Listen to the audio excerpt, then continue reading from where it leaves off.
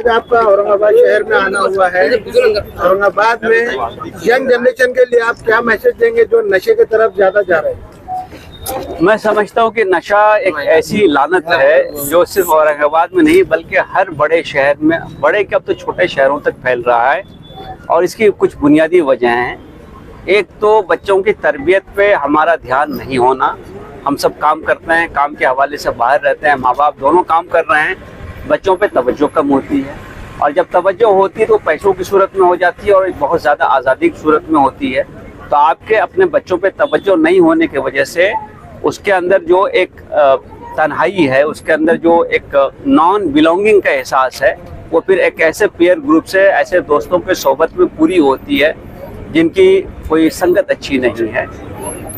आज over the top, over the counter की जो चीज़ें हैं वो नशे के तौर पे इस्तेमाल होती हैं, फिर उससे आगे जाकर ड्रग्स और बाकी चीज़ें इस्तेमाल होती हैं। तो मुझे लगता है कि इसमें बहुत बड़ी ज़रूरत तो खुद ख़ानदान की है। इसके अलावा इसमें काउंसलिंग की ज़रूरत है। ये कोई एक मर्ज़ है और मर्ज़ का जैसे इलाज होता है वैसे इसका इलाज है। आप काउंसलिंग कीजिए, मोहब्बत कीजिए, डी एडिक्शन की कोशिश कीजिए। मुझे लगता है कि डिपार्टमेंट के तौर पे हम लोग कोशिश ये करते हैं कि ओवर द काउंटर जो चीज़ें होती हैं वो चीज़ें जो रूल है रूल के हिसाब से मिलें। लेकिन समाज में नशे की चीज़ें फ़रोख्त करने वाले और नशा ख़रीदने वाले, इनकी एक कसीर तादाद होती जा रही है। तो समाज को अपने तौर पे एक बेहतरी का रवैया इख्तियार करना ज़रूरी है। कोई भी आदमी जो नशे का आदी हो चुका है उसके साथ सख्ती करके आप उससे वो आदत नहीं छुड़वा सकते हैं। उसके साथ मोहब्बत से पेश आकर, उसको समझा कर, उसको उस आदत को छोड़ने में मदद देकर ही हम वो आदत छुड़वा सकते हैं।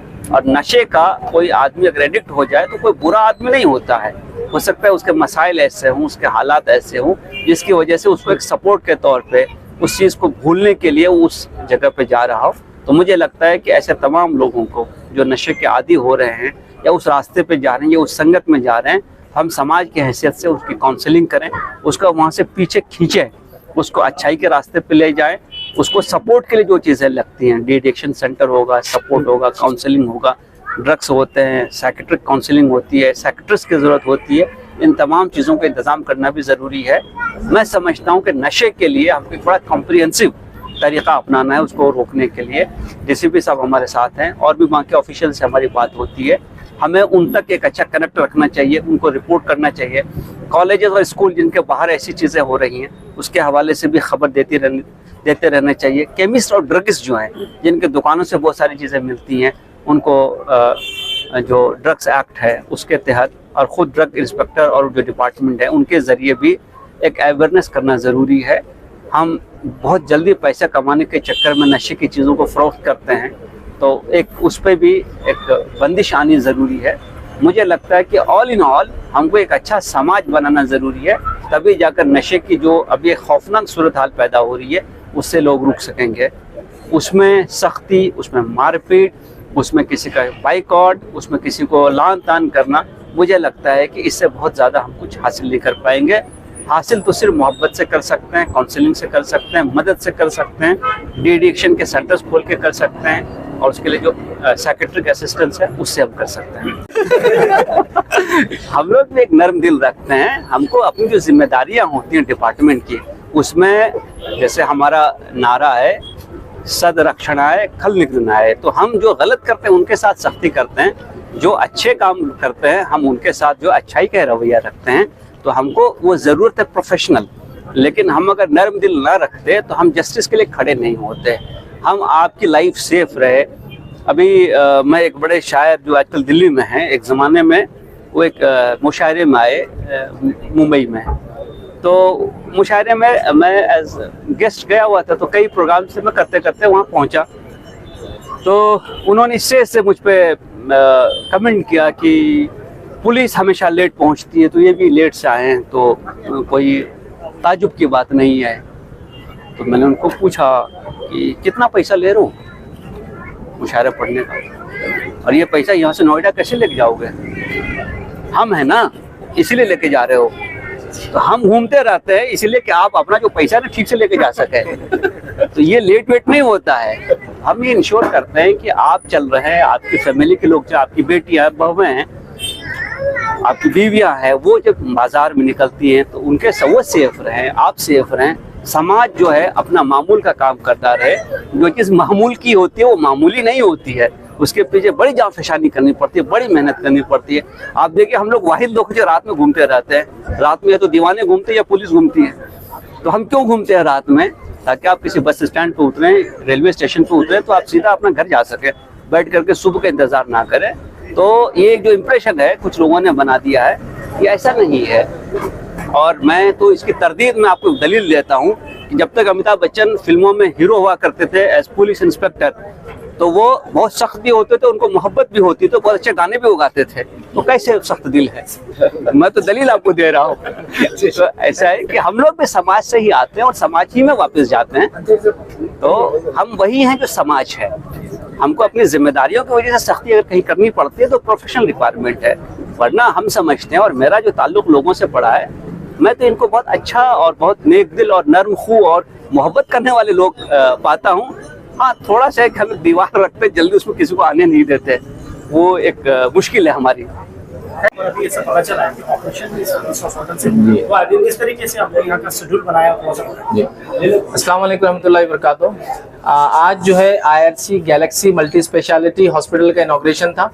अल्हम्दुलिल्लाह आईआरसी ऑलरेडी 7 क्लिनिक्स चला रही है, 7 क्लिनिक्स। ये हमने जो किया है मल्टी स्पेशलिटी हॉस्पिटल, क्लिनिक में बेसिक सर्विसेज पहले से दी जा रही थी, लेकिन अब हम चाह रहे थे कि इससे ऊपर भी पेशेंट्स को बेनिफिट मिले, खास तौर से ऑपरेशंस के मामले में। अल्हम्दुलिल्लाह उसी असना में जब हमारी प्लानिंग चल रही थी, डॉक्टर उमर से मुलाकात हुई और उन्होंने भी इजहार किया कि इस तरह की एक्टिविटी वो भी करना चाहते हैं। आप अल्हम्दुलिल्लाह पेशे से जो है सर्जन है और असिस्टेंट प्रोफेसर है एमजीएम के अंदर, और सर्जन है पेशे से। आपकी ख्वाहिश हुई कि इस तरह की एक्टिविटी कम्युनिटी को बेनिफिट के लिए की जाए, तो अल्हम्दुलिल्लाह ये इश्तिराक से हम लोगों ने एक जो है काम शुरू किया। अब जहां हम 7 क्लिनिक्स में पेशेंट्स को बेसिक रिलीफ दे रहे थे, वहीं इंशाअल्लाह अज़ीज़ अब ऑपरेशंस वगैरह की शक्ल में भी अब काम इंशाअल्लाह अज़ीज़ शुरू होगा। अब ये किस तरह से होगा? पहले जो हमारी क्लिनिक्स थी उसके अंदर जो लोग जाते हैं एक मुख्तसर सी फीस पे करना होती है और मेडिसिन फ्री होती थी। यहाँ थोड़ा सिस्टम अलग है, यहाँ पैकेजेस हमने बना दिए। एक पेशेंट आएगा और आने के बाद से लेकर उसके डिस्चार्ज होने तक एक पैकेज है मुख्तलिफ ऑपरेशंस का। एक कॉमनली अगर कहूँ, जरूरी नहीं कि ऐसा ही हो, कॉमनली कहूँ तो 15,000 का हमने पैकेज बनाया है, जिसके अंदर मुख्तलिफ किस्म के तमाम ऑपरेशन तकरीबन हो जाएंगे। कुछ चीजें ऐसी है जिसके लिए इसको बढ़ जाएगा, ऑपरेशन मुख्तलिफ किस्म के तो कॉस्ट थोड़ी सी बढ़ेंगी, लेकिन ये पैकेज है। मतलब पेशेंट आके एडमिट होगा, ऑपरेशन पूरा होगा और उसके बाद की जो दवाएं उसको 3 दिन 5 दिन 7 दिन लगती है वो भी इसमें इंक्लूड की जाएंगी। तो अल्हम्दुलिल्लाह जिस तरह से आईआरसी ऑलरेडी चैरिटेबल वर्क कर रहा था, उसी किस्म का ये भी एक वर्क है। बस ये अब कोशिश है कि अपग्रेड फॉर्म है, ताकि लोगों को अब जो बुनियादी सहूलतें दे रहे थे अब उससे बढ़कर कुछ सहूलतें दी जाए। जिस तरीके से गवर्नमेंट की तरफ से जो योजनाएं मिलती है, ऑपरेशन बड़ी बड़ी जो बीमारियां उसके लिए दी जाती है, आपके हॉस्पिटल में इस तरीके का रहेगा योजना का सिस्टम? देखिए अभी फिल वक्त तो हम लोगों के पास योजना का सिस्टम तो नहीं है, लेकिन अभी कोशिश की जाएगी वो पेशेंट्स, क्योंकि अभी आईसीयू भी नहीं है हमारे पास, वो पेशेंट जिनको उस चीज की जरूरत है हम उनको दूसरे हॉस्पिटल में अपने तरफ से वो करेंगे, कोशिश ट्रांसफर करेंगे और वहां उनको ऑपरेट करेंगे। वो पेशेंट्स जो योजना में फिट होते हैं इंशाल्लाह उनका ऑपरेशन नहीं किया जाएगा, उनको योजना की तरफ गाइडेंस देकर हम लोग इंशाल्लाह पूरा काम कर देंगे। लेकिन अभी फिल वक्त हमारे पास हमारे हॉस्पिटल में उतनी सहूलतें नहीं है कि योजना की स्कीम्स हम चला सकें। अभी किस किस चीज़ों का ऑपरेशन आपके पास में होगा? जैसे कि अभी अक्सर ये होता है कि मुस्लिम लेडीज सोनोग्राफी के लिए बहुत ज़्यादा डिस्टर्ब हो रही है, जैसे जहाँ जेंट्स करते हैं, तो आपके पास में उस तरीके की कोई योजना है, मतलब सिस्टम है आपके पास? देखिए फिल वक्त तो अभी हमारे पास जो है डॉक्टर हैं और ऑपरेशंस के अंदर जिसको कहेंगे पेट से रिलेटेड बहुत सारे ऑपरेशंस में कहूँगा जो तकरीबन इसके अंदर होंगे। ऐसा समझ लीजिए गले से नीचे से लेकर जो है नाक के ऊपर तक के ऑपरेशन जो पेट से रिलेटेड है वगैरह यहाँ किए जाएंगे। रहा जो सवाल आया कि सोनोग्राफी वगैरह, तो अभी हमारे पास प्रोविजन सोनोग्राफी का नहीं है। अभी एक्सरे है, ईसीजी है और पैथोलॉजी लैब है, लेकिन सोनोग्राफी का भी इंशाल्लाह अनकरीब हम प्लान कर रहे हैं कि विदिन 6 मंथ ही आ जाए, ताकि मुस्लिम क्या किसी भी लेडी को अगर एक लेडी से करवाना है तो वो सहूलत इंशाल्लाह इसको दी जाएंगी। जी एड्रेस बता दीजिए। देखिए ये जो हॉस्पिटल है ये आप रोशन गेट से जब क्यालपुर की तरफ जाते हैं वहाँ ये है फातिमा फंक्शन हॉल के बाजू जो है ये हॉस्पिटल है हमारा। गूगल मैप पे भी IRC Galaxy multi speciality hospital डालेंगे तो आपको आसानी से मिल जाएगा। टाइमिंग वगैरह? इसकी टाइमिंग सुबह 11 बजे से लेकर रात में जो है 10 बजे तक। चैरिटेबल ट्रस्ट के हॉस्पिटल की ओपनिंग हुई है रोशन गेट जी, इलाके में, जी। क्या क्या फैसिलिटीज यहाँ लोगों के लिए मिलने वाली है? जी इंशाल्लाह यहाँ पे जनरल सर्जरी के जो भी प्रोसीजर्स होते हैं including lap appendix, including lap cholecystectomy, hernia surgeries, piles, fissure, इंशाल्लाह ये सब का ट्रीटमेंट इंशाल्लाह यहाँ पे आईआरसी गैलेक्सी हॉस्पिटल पे इंशाल्लाह पब्लिक इसकी सर्विसेज ले सकती है इंशाल्लाह अल्हम्दुलिल्लाह। कितने बड़े बड़े ऑपरेशन यहाँ होंगे और क्या क्या है? देखिए यहाँ पे हमारे पास जो भी अनेस्थीसिया के ग्रेड्स होते हैं, ए से ग्रेड्स 1 के पेशेंट्स, और अगर पेशेंट को ब्लड प्रेशर है, डायबिटीज़ है, अगर कंट्रोल में है, तो वो पेशेंट जिनको आईसीयू सेटअप की ज़रूरत नहीं है, ऐसे प्रोसीजर्स इंशाल्लाह यहाँ पे सेफली इंशाल्लाह हम कर सकते हैं। आपके हॉस्पिटल में सर क्या कोई योजना का इसमें योजना इस एक ट्रस्ट ये हॉस्पिटल को चला रहा है अल्हम्दुलिल्लाह, तो इंशाल्लाह यहाँ पे एकदम मिनिमम चार्जेस पे, एकदम मिनिमम जो कि पेशेंट को एकदम फ्रेंडली रहेंगे, एकदम कम से कम चार्जेस पे जो है सो हम प्रोसीजर्स इंशाल्लाह करने की कोशिश करेंगे इंशाल्लाह। कितने बेड का है? इंशाल्लाह हॉस्पिटल एक 12 बेडेड हॉस्पिटल है। बॉम्बे नर्सिंग एक्ट के हिसाब से इसका जो परमिशन है 12 बेडेड का परमिशन लिया हुआ है अल्हम्दुलिल्लाह। तो कितनी डॉक्टर्स की टीम यहाँ पर? अभी देखिए यहाँ पे एक मैं हूँ जनरल सर्जन अल्हम्दुलिल्लाह, हमारी वाइफ है जो एमडी पैथोलॉजी है, तो पैथोलॉजिकल सर्विसेज भी इंशाल्लाह पेशेंट उसका भी फ़ायदा ले सकते हैं इंशाल्लाह। फ़िलहाल हम 2 लोग हैं अल्हम्दुलिल्लाह। तो शहरियों के लिए आप क्या मैसेज देंगे? मैं ये कहना चाहूँगा कि पेशेंट्स से बड़े हॉस्पिटल्स में जाके काफ़ी परेशान हो जाते हैं कि ये टेस्ट के लिए इधर जाओ उधर जाओ, बहुत सारी चीज़ें रहती है और पेशेंट्स डरते फिर जाने के लिए। लेकिन इंशाल्लाह यहाँ पे अंडर वन रूफ आपको चेस्ट एक्सरे हो गया, ईसीजी हो गया, ब्लड टेस्ट हो गए, पूरा अनेस्थीसिया फिटनेस इंशाल्लाह हो जाएगा। उसके बाद जो ऑपरेटिव इंटरवेंशन है इंशाल्लाह वो भी अच्छे से इंशाल्लाह हो जाएगा। तो टाइमिंग हॉस्पिटल 24/7 रहेगा। अगर कोई इमरजेंसी जैसे अपेंडिसेक्टोमी ज़्यादा करके परफोरेटेड अपेंडिक्स है, ऑब्स्ट्रक्टेड हर्निया है या ऐसा कुछ एब्सेस है जो कि इमरजेंसी है, तो इंशाल्लाह उनको इमरजेंसी सर्विसेज भी पेशेंट को हम देंगे इंशाल्लाह। सर आजकल सस्ती और महंगी दवा का एक रिवाज चल पड़ा है। जी उसके बारे में माहिती देंगे? जी जेनरिक मेडिसिन और ब्रांडेड मेडिसिन में काफ़ी डिफरेंस होता है और हम लोग मैं एज अ डॉक्टर सर्जन कभी भी जेनरिक मेडिसिन प्रमोट नहीं करता हूँ, क्योंकि मैं अक्सर हॉस्पिटल्स में देख रहा हूँ कि पेशेंट्स बहुत टाइम से ट्रीटमेंट ले रहे हैं और जो है सो एकदम से उनका क्रिएटिनिन रेज्ड हो रहा है, समझ में नहीं आ रहा है क्या रीज़न है। तो ऐसी क्रॉस रेट्रो स्टडी के तो रियलाइज़ हो रहा है कि पेशेंट काफ़ी टाइम से जेनरिक मेडिसिन यूज़ कर रहा है। तो थोड़ा जेनरिक मेडिसिन अगर पेशेंट को एंटीबायोटिक का कंसंट्रेशन ज़्यादा नहीं चाहिए, थोड़ा माइनर इन्फेक्शन है तो ठीक है, चल जाता है, कोई मसला नहीं। लेकिन अगर सीवियर इन्फेक्शन है कुछ है तो जेनरिक मेडिसिन हमेशा अवॉइड करना चाहिए और अच्छा थोड़ा ब्रांडेड मेडिसिन यूज़ कर सकते हैं इंशाल्लाह इसमें। सर आज हमारे समाज में देखते हैं कई सामाजिक तंजीमें जो तो गरीबों को इलाज कराने के लिए आगे बढ़ना चाहती है, लेकिन कोई इदारे कोई हॉस्पिटल नज़र नहीं आते, तो कुछ अपील करेंगे कि हम नहीं आप देखिए इसमें जितने भी बड़े हॉस्पिटल्स है वो लोग भी जो है सो अपने अपने लेवल पे पुअर पेशेंट की हेल्प करते हैं। बहुत सारे हॉस्पिटल्स में पेशेंट के पूरे चार्जेस कम कर देते हैं। काफ़ी अपने जो मुस्लिम्स ओनरशिप हॉस्पिटल्स वाले वो लोग भी ये स्टेप करते हैं और वो दिख के नहीं आता है, ऐसा है। अब यहाँ पे अब मैं अगर आईआरसी के साथ मिलकर कर रहा हूँ तो शायद मे भी सोशल मीडिया की वजह से ये बात दिख के आएगी, बट दूसरे मेरे जो कलीग्स है, मेरे सीनियर्स है, वो भी माशाल्लाह उम्मत की काफ़ी दर्द रखते हैं और इसमें वो लोग भी काफ़ी जो है सो रीज़नेबल रेट्स बोलिए या कम चार्जेस कर देते हैं, बहुत सारे पेशेंट फ्री भी कर देते हैं माशाल्लाह। तो ये कर रहे हैं हमारे माशाल्लाह मुस्लिम डॉक्टर्स ये चीज़ कर रहे हैं। नहीं, मेरा सवाल ये था सर, जो समाजी तंजीमें जो चाहती है कि हम गरीबों का इलाज करें तो आपसे किस तरह जुड़े ताकि उनकी भी मदद आपके काम आ जाए और गरीबों का फायदा हो जाए, उनके लिए कोई मैसेज या आप तो काम कर रहे हैं? जी कुछ लोग ऐसे हैं कि वो भी चाहते हैं। अच्छा जो नॉन मेडिको है, जो नॉन मेडिको है, जो ये इससे जुड़ना चाहते हैं, जी तो वो लोग ये एक चीज़ ये कर सकते हैं कि ये हॉस्पिटल के बारे में अवेयरनेस फैलाए पब्लिक में, अपने व्हाट्सएप स्टेटस पे इसके बारे में रखे ताकि आम पब्लिक तक ये बात पहुंच जाए कि ऐसे ऐसे सर्विसेज चालू है। तो ये एक छोटी सी हेल्प रहेंगी उनकी, तो ये एक हेल्प वो कर सकते हैं। बाकी आईआरसी का जो डोनेशन का स्कीम है वो तो हर जगह सोशल मीडिया पे है, तो आप उस पर भी जाके जो है सो हेल्प कर सकते हैं, डोनेट कर सकते हैं ताकि वो पैसा फिर यहाँ पे यूटिलाइज हो सके। सर एक आपसे सवाल ये, मान लीजिए कि अल्लाह ना करे कोई पेशेंट बड़ी बीमारी में शामिल हो और आपको लगता है कि ये इलाज हमारे हॉस्पिटल की बात नहीं है, बड़े हॉस्पिटल भी जाना पड़ेगा, तो उसके लिए कैसे इसकी बात है, क्या इंतजाम है, उसके लिए तसल्ली बख्श कोई जवाब की तरफ से? देखिए इसमें कैसा है, सर्जिकल रिलेटेड अगर पेशेंट है तो I am also working as assistant professor in MGM Aurangabad, and MGM also is a very big charitable hospital और वहाँ पे भी सर्जरीज जो है सो मिनिमम नहीं के बराबर चार्जेस में होते हैं। तो ऐसे पेशेंट्स को हम जो है सो वहाँ पे ले जाके वहाँ पे जो है सो हमारे सीनियर के साथ मिलके वो पेशेंट का जो भी सोल्यूशन है, ऑपरेटिव लग रहा है या जो भी उनको ज़रूरत है वो सब डिस्कस करके हम कर सकते हैं इंशाल्लाह। एम्बुलेंस एम्बुलेंस की आपके पास सुविधा है? एम्बुलेंस की सुविधा अभी फ़िलहाल नहीं है, लेकिन इंशाल्लाह जल्द से जल्द हम उसकी फैसिलिटी की कोशिश कर देंगे इंशाल्लाह। हॉस्पिटल का डिटेल्स, एड्रेस बताइए। हॉस्पिटल लोकेटेड है रोशन गेट से। आप जैसे ही बाहर निकलते जो राम मंदिर की तरफ रोड जा रहा है, किरारपुरे की तरफ जो रोड जा रहा है, और राइट हैंड साइड पे फातिमा फंक्शन हॉल के जस्ट बाजू में हॉस्पिटल लोकेटेड है अल्हम्दुलिल्लाह। हॉस्पिटल का नाम IRC गैलेक्सी मल्टी स्पेशलिटी कोई हॉस्पिटल। मोबाइल नंबर बोल दीजिए, कोई आपको मुबारक को देना चाहे, मिलना चाहे कोई number? Mobile 9112911292। Multi speciality hospital जो कि IRC ने आज यहाँ पे कायम किया, जिसका आज यहाँ इफ्तिताह हुआ है, और मुझे इस इनॉग्रेशन में, इस इफ्तिताह में आने का मौका मिला। IRC के जो एक्टिविटीज़ हैं उसको देखने का मौका मिला, इस हॉस्पिटल को देखने का मौका मिला। जिन इलाकों में IRC काम कर रही है उन इलाकों में जाने का मौका मिला। तो इन तमाम चीज़ों को देख करके जो एक नाउमीदी की फ़िज़ा अक्सर जहन में कायम होती है कि इस मुल्क में वो तबका जो बहुत ज़्यादा वेल ऑफ नहीं है, बहुत प्रिविलेज नहीं है, जो बहुत अच्छी किस्मत नहीं रखता है, क्या उसके लिए कोई होप है?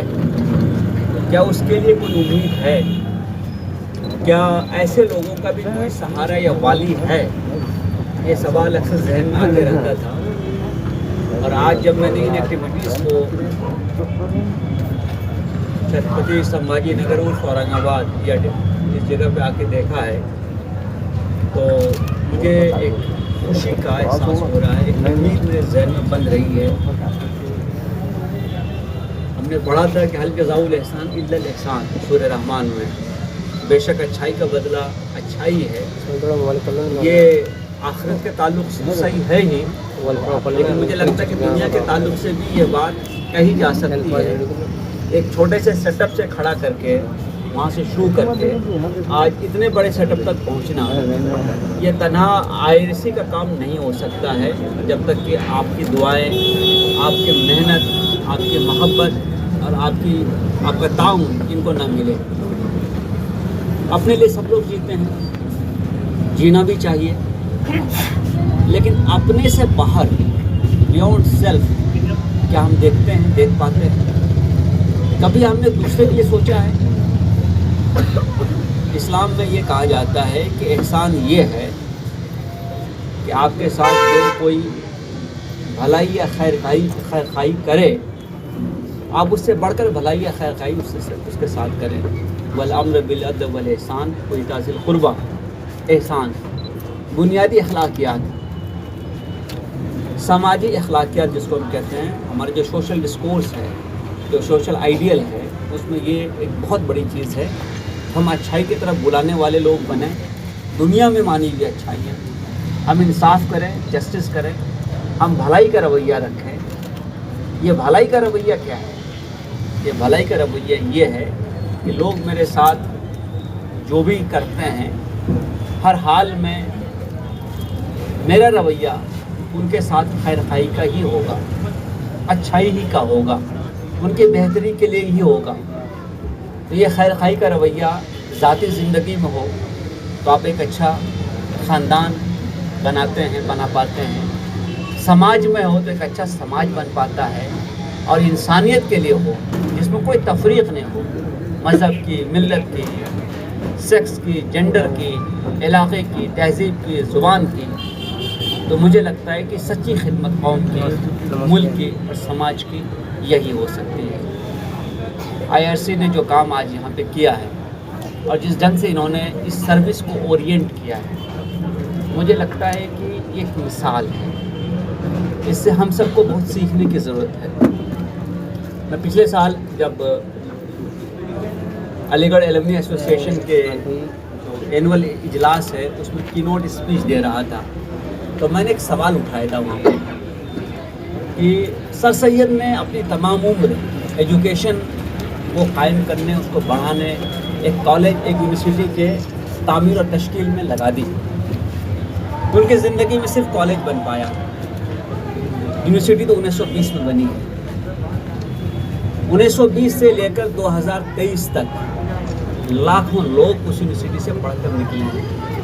उन लोगों ने जिन्होंने सर सैयद की इस कुर्बानी से फ़ायदा उठाया, खुद कितनी यूनिवर्सिटीज़ कायम की, खुद कितने कॉलेजेस कायम किए, खुद कितने स्कूल्स कायम किए, एजुकेशन के लिए उन्होंने क्या किया, ये सवाल मैंने उनके सामने रखा था। मुझे लगता है कि ये सवाल सिर्फ एक पैरामीटर है।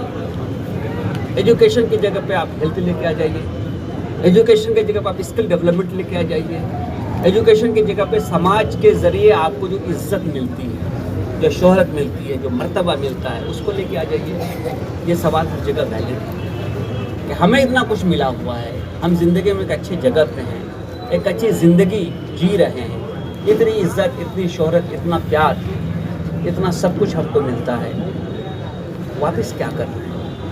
और मेरा एक ही कहना होता है कि जब हम किसी बैंक से कोई कर्ज़ लेते हैं तो हम सबसे पहले उसका इंटरेस्ट चुकाते हैं, फिर उसकी प्रिंसिपल को चुकाते हैं।